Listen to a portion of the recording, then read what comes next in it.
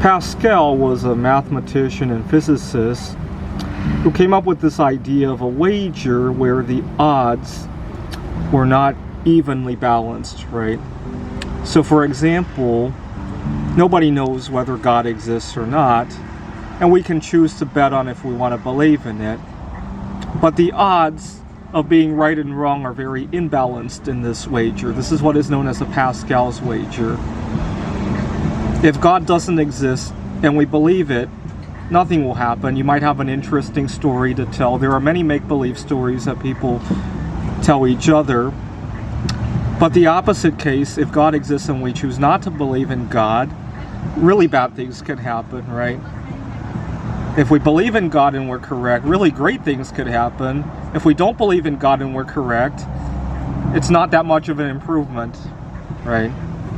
I want to talk about two other much more common situations in my life that I've noticed the Pascal's wager in.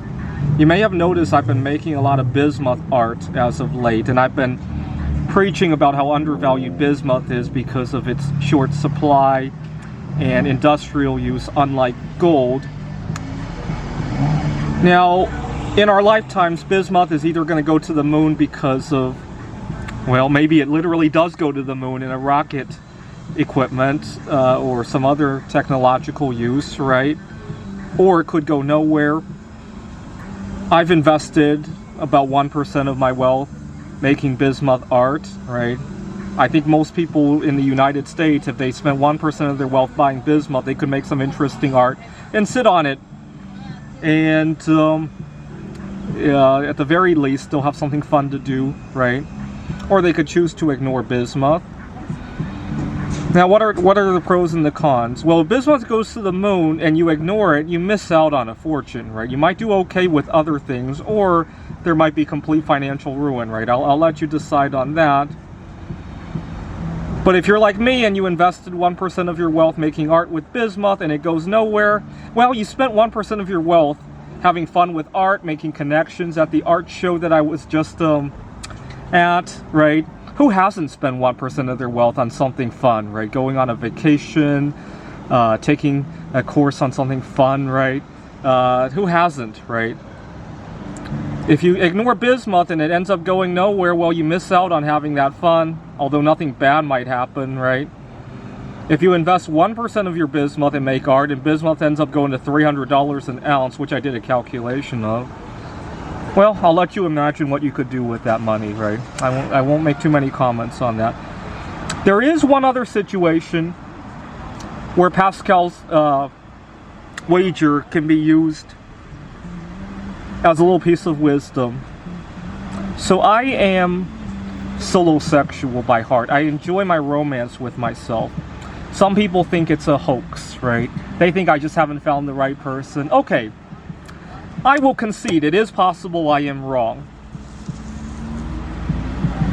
So solosexuality, does it exist? It might not.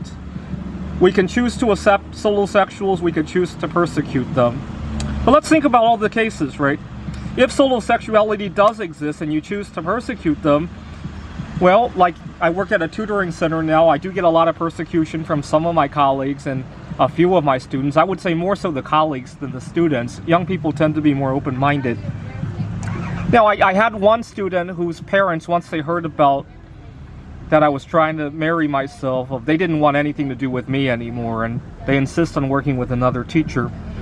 So you can already see, if you decide to persecute solosexuals and you're wrong, well, you're going to miss out on any interesting contributions from otherwise great members of society, right? I always worry that maybe the cure for cancer, the cure for COVID-19, is in the mind of somebody who's being persecuted in some way, right? Whether they're solosexual, LGBTQ, religious, you get the idea, right? That could happen. I would say there are a lot of inventions that are stuck in the heads of persecuted people. Okay, you accept solosexuals and you're wrong about it. Well, you got a great work of fiction, right? Next month we're going to be talking all about Santa Claus. Kids love to talk about the Tooth Fairy. I don't see too much harm being compared to that, right? This is harmless, right? If you persecute solosexuals, and you're right to persecute them, well, at the very least, you're missing out on an interesting fictional story, right? Who doesn't read pieces of fiction, right? Anyways, I'll let you place your bets. Bet wisely.